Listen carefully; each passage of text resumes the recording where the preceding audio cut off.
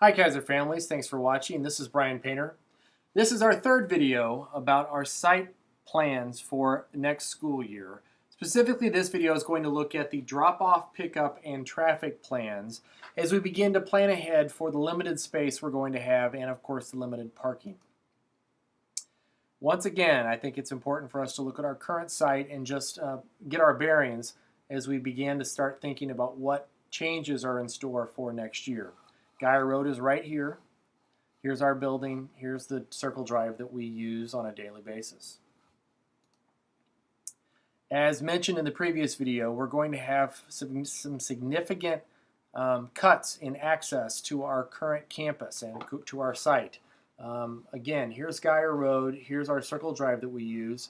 But as you can tell, all of this area back here will be off limits to vehicle traffic. We will no longer be able to use the back of our building for parking, for drop-off, for anything, quite honestly, other than recess and playground usage. So we have our building, we have our new building, we have this lot and all the construction that's going on. How in the world are we going to get students in and out of school every day in a safe manner? We have some proposed arrival and dismissal routines that are still being worked out, but these, I would imagine, are pretty close to where we're going to land unless some things change with our construction timelines over the summer. We do have some significant issues to work around, of course. No access to the rear of the building. We'll have only 2 lanes that will be possible in the front drive. Obviously, a lack of on-site parking adds more cars to the street, as many teachers and parents will be parking on the streets in our neighborhood. And then there's just the fact that much of the traffic that happens on Geyer is not really our fault. It's not really Keysor related.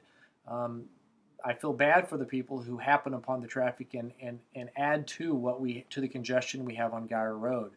So ideally, we'd like to have them drive around the block if they can during certain times of day. Our goals, of course, are to ensure safety. That's first and foremost. We also want to make sure that we are neighborly and that we try to keep traffic moving as much as possible on Geyer Road.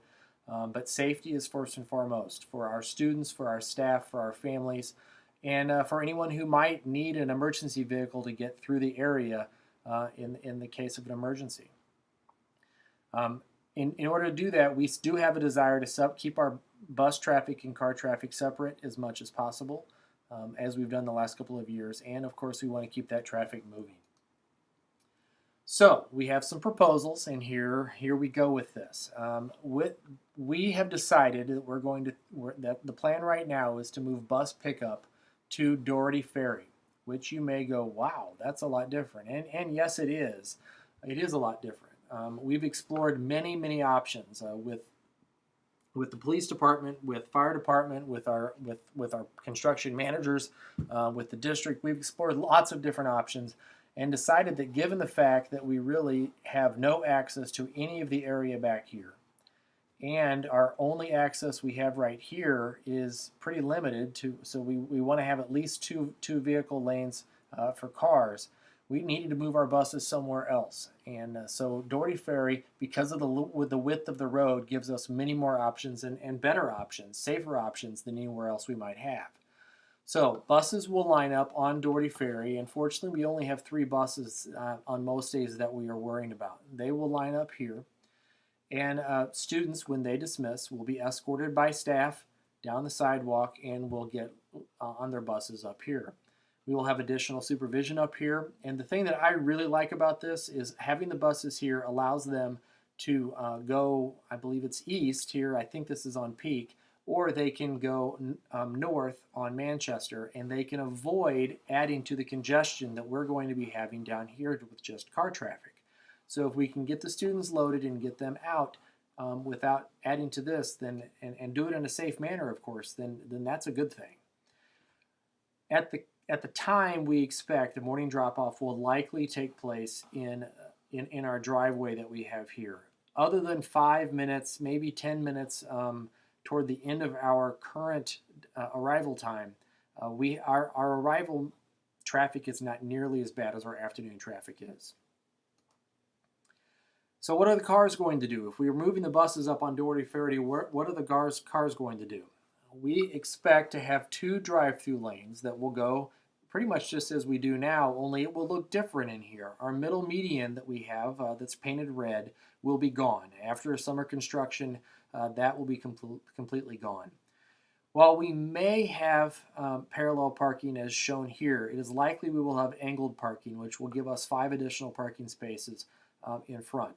What that will mean, of course, if cars are going through here, any cars that are parked at an angle will not be able to back out during the arrival and pickup times. 2 cars of traffic going in and out, and this is a big change. We are having no left turn into our parking lot here off of Guyer Road, or out of our parking lot back onto Guyer Road during morning arrival or afternoon dismissal time. So between 8 to 9 o'clock or 3 to 4 o'clock, we are only allowed to turn right into or out of our parking lot. That will make a huge difference with the backups because we have many times Guyer Road will back up way even past Essex because we have people who are waiting their turn to get into our lot and no one can go anywhere. We want to avoid that because we have many cars trying to get around and dodging here and there, and we just don't need to create those safety problems. So you will only be able to access our campus by coming in this direction during those allotted times.